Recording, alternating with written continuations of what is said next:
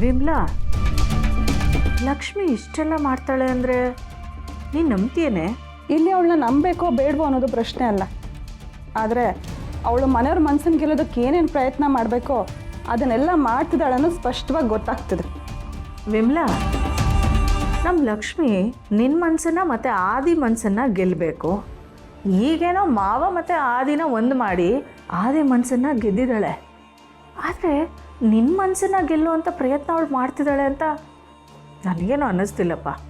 ಇಲ್ಲ, ಅವಳು ನನ್ನ ಮನಸ್ಸನ್ನು ಗೆಲ್ತಾಳೆ ಅನ್ನೋದಕ್ಕಿಂತ ನಾನು ಅಂದ್ಕೊಂಡಿರೋ ಹಾಗೆ ಬದಲಾಗ್ತಾಳೆ ಅನ್ನೋ ಕುತೂಹಲ ಇದೆ ನನಗೆ. ಒಂದು ವೇಳೆ ಅವಳು ನಿಜವಾಗ್ಲೂ ಬದಲಾದರೆ ಒಳ್ಳೆಯದೇ. ಅಕಸ್ಮಾತ್ ನಾಟಕ ಆಡೋಕ್ಕೆ ಶುರು ಮಾಡಿದ್ರೆ ನಂಗೆ ಅದು ಒಳ್ಳೆಯದೇ. ಒಳ್ಳೆಯದಾ? ಅದು ಹೇಗೆ? ನನ್ನ ಅವಳ ಮಧ್ಯೆ ಆಗಿರೋ ಒಪ್ಪಂದದ ಪ್ರಕಾರ ಈ ಮನೆ ಸೊಸೆಯಾಗಿ ಇನ್ನು 6 ತಿಂಗಳಲ್ಲಿ ಈ ಮನೆಯವ್ರ ಮನಸ್ಸನ್ನು ಅವಳಿಗೆ ಗೆಲ್ಲೋಕ್ಕಾಗಲಿಲ್ಲ ಅಂದರೆ ಅವಳು ಈ ಮನೆ ಬಿಟ್ಟು ಹೋಗಬೇಕು ಅಂತ ನಾನು ಹೇಳಿದ್ದೀನಿ. ಅದಕ್ಕೆ ಅವಳು ಒಪ್ಕೊಂಡಿದ್ದಾಳೆ.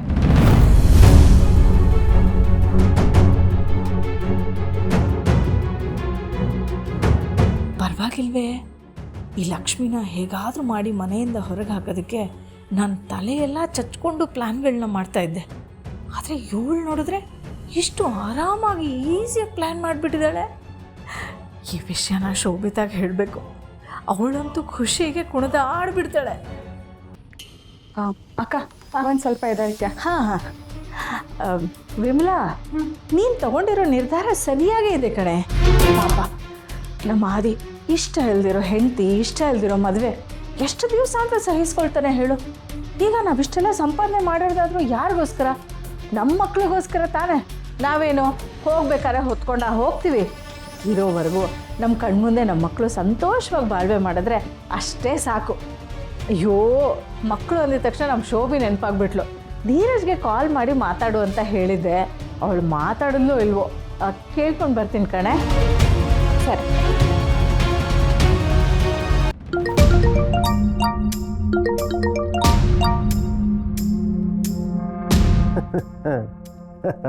ಹೇಯ್, ಏನು ಹುಚ್ಚಿನ ಥರ ನಗ್ತಾ ಇದೆಯಾ?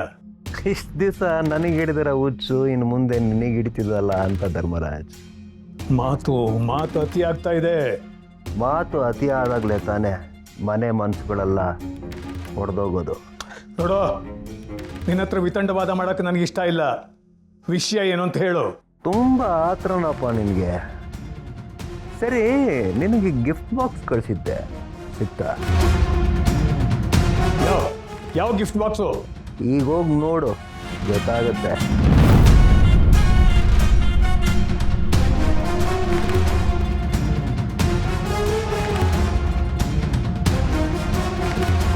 ದೇವಕಿ ಅತ್ತೆಗೆ ಯಾರೋ ಗಿಫ್ಟ್ ಕಳಿಸಿದ್ದಾರೆ.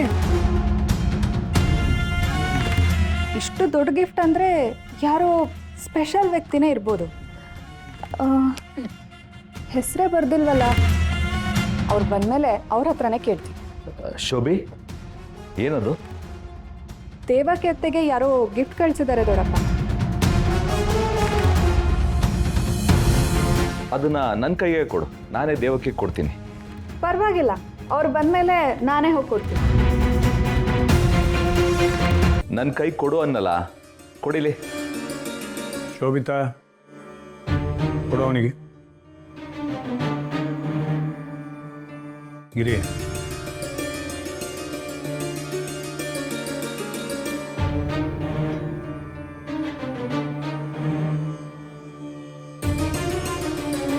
ಶೋಭಿ, ಯಾಕೆ ಹೀಗೆ ನಿಂತ್ಕೊಂಡಿದ್ಯಾ? ಏನಾಯಿತು? ಈ ಮನೇಲಿ ನಾವು ಒಂದು ಗಿಫ್ಟ್ ಬಾಕ್ಸ್ ಇಟ್ಕೊಳ್ಳೋ ಹಾಗೂ ಇಲ್ಲ. ಅದನ್ನೇನೋ ನಾನು ತಿಂದ್ಬಿಡೋ ಹಾಗೆ ಆಡ್ತಾರೆ. ಗಿಫ್ಟ್ ಬಾಕ್ಸಾ? ನಿನಗೆ ಬಂದಿತ್ತಾ? ಅಯ್ಯ, ನನಗೆ ಯಾರಮ್ಮ ಗಿಫ್ಟ್ ಕೊಡ್ತಾರೆ? ದೇವಕಿ ಅತ್ತೆಗೆ ಯಾರೋ ಗಿಫ್ಟ್ ಕಳಿಸಿದ್ರು. ಅದನ್ನ ಅವ್ರು ಬಂದಮೇಲೆ ನಾನೇ ಹೋಗಿ ಕೊಡ್ತೀನಿ ಅಂದರೆ ಈ ದೊಡ್ಡಪ್ಪ ತಾತ ಬೇಡ ನಾವೇ ಕೊಡ್ತೀವಿ ಅಂತ ಕಿತ್ಕೊಂಡು ಹೋದ್ರು. ಈ ಮನೆಯಲ್ಲಿ ನಮಗೆ ಸಿಗ್ತಾ ಇರೋ ಮರ್ಯಾದೆ ಇಷ್ಟೇ ಕಣೆ. ಹೇಳ್ಕೊಳ್ಳೋದಕ್ಕೆ ದೊಡ್ಡ ಮನೆ ಸೊಸೆ ನಾನು, ದೊಡ್ಡ ಮನೆ ಮೊಮ್ಮಗಳು ನೀನು. ಛೇ, ಜೋಪಡಿನಲ್ಲಿ ಸಿಗ್ತಾ ಇರೋ ಮರ್ಯಾದೆ ಕೂಡ ಇಲ್ಲಿ ಸಿಗ್ತಾ ಇಲ್ಲ ನಮಗೆ. ಇಲ್ಲ ನೋಡಿದ್ರೆ ಈ ಮನೆ ಜವಾಬ್ದಾರಿನ ತೊಗೊಂಡಿದ್ದಾಳೆ. ಇನ್ನು ದೇವಕಿ ಆಫೀಸ್ ಜವಾಬ್ದಾರಿನ ತೊಗೊಂಡಿದ್ದಾರೆ. ನಮ್ಗೆ ಯಾವ ಜವಾಬ್ದಾರಿ ಇದೆ ಇಲ್ಲಿ? ಆ ಅಮ್ಮಗೆ ಈ ಮನೆಯಲ್ಲಿ ಕೊಟ್ಟಿರೋ ಸ್ಥಾನ ಕೂಡ ನಿನಗೆ ಕೊಟ್ಟಿಲ್ವಲ್ಲೇ ಶೋಭೆ? ನೀನೇನು ಯೋಚನೆ ಮಾಡಬೇಡ ಕಣೆ. ಅವ್ರು ಕೊಡ್ತಿದ್ರೆ ಏನಂತೆ ಹೇಗಾದರೂ ಮಾಡಿ ಅದನ್ನು ಕಿತ್ಕೊಳ್ಳೋಕ್ಕೆ ನಾನೇ ಏನಾದರೂ ಉಪಾಯ ಮಾಡ್ತೀನಿ. ಹೌದಮ್ಮ, ಆದಷ್ಟು ಬೇಗ ಈ ಮನೇಲಿ ನಮ್ಮ ವ್ಯಾಲ್ಯೂ ಏನು ಅಂತ ಗೊತ್ತಾಗಬೇಕು. ನೀವು ಹೇಳಿದಾಗೆ ಎಲ್ಲ ನಡೀತಾ ಇದೆ. ಹ್ಞೂ ಬಾಸ್, ಒಂದು 5 ನಿಮಿಷ ಕಾಲ್ ಬ್ಯಾಕ್ ಮಾಡ್ತೀನಿ. ಯಾಕಿಬ್ರು ಹೀಗೆ ನಿಂತಿದ್ದೀರಾ? ಏನಾಯಿತು? ಏನಾಯ್ತಾ? ನಿಮ್ಗೆ ಹೇಳಿ ಏನು ಪ್ರಯೋಜನ? ಸಿನಿಮಾಗಳಲ್ಲಿ ಕಳ್ತನ ಆದಮೇಲೆ ಪೊಲೀಸವರು ಲಾಸ್ಟಲ್ಲಿ ಬರ್ತಾರಲ್ಲ, ಆ ಥರ ನೀವು. ಶೋಭಿತಾ, ನೀನಾದರೂ ಹೇಳು, ಏನಾಯಿತು? ದೇವಕ್ಕೆ ಅತ್ತೆಗೆ ಯಾರೋ ಗಿಫ್ಟ್ ಕಳಿಸಿದ್ದಾರೆ ದೊಡ್ಡಪ್ಪ. ಅದನ್ನ ನನ್ನ ಕೈಗೆ ಕೊಡು, ನಾನೇ ದೇವಕ್ಕೆ ಕೊಡ್ತೀನಿ.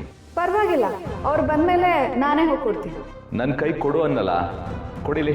ಶೋಭಿತಾ, ಕೊಡು ಅವನಿಗೆ. ಅದರಲ್ಲಿ ಏನೋ ಇಂಪಾರ್ಟೆಂಟ್ ಇತ್ತು ಅನ್ಸುತ್ತೆ, ಅದಕ್ಕೆ ತೊಗೊಂಡು ಹೋಗಿದ್ದಾನೆ. ಹೋಗ್ಲಿ ಬಿಡು. ಮುಖ್ಯವಾದದಂದ್ರೆ ಏನಿರ್ಬೋದು? ಈಗಲೇ ವಿಷಯನ ಅತ್ತೆಗೆ ಹೇಳ್ತೀನಿ.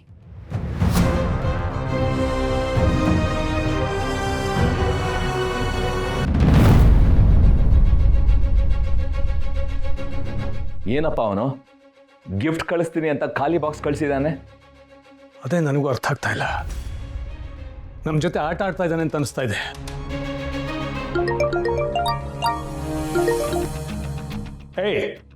ನನ್ನ ಜೊತೆ ಆಟ ಆಡ್ತಾ ಇದೆಯಾ ನೀನು? ಇದಕ್ಕೆ ನಿನಗೆ ವಯಸ್ಸಾಯಿತು ಅನ್ನೋದು.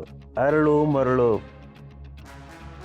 ನಾನು ನಿನಗೆ ಗಿಫ್ಟ್ ಬಾಕ್ಸ್ ಕಳಿಸ್ತೀನಿ ಅಂತ ಹೇಳಿದೆ ಹೊರತು ಗಿಫ್ಟ್ ಕಳಿಸ್ತೀನಿ ಅಂತ ಹೇಳಿಲ್ವಲ್ಲ. ನಿಮ್ಮ ಹಾಗೆ ನಾನು ಮಾತು ತಪ್ಪೋನಲ್ಲ ಧರ್ಮ. ಈ JS ಹೇಳೋದನ್ನೇ ಮಾಡೋದನ್ನೇ ಹೇಳೋದು. ಈಗ ಆ ಬಾಕ್ಸ್ ನೋಡಿ ಎಂಜಾಯ್ ಮಾಡಿ.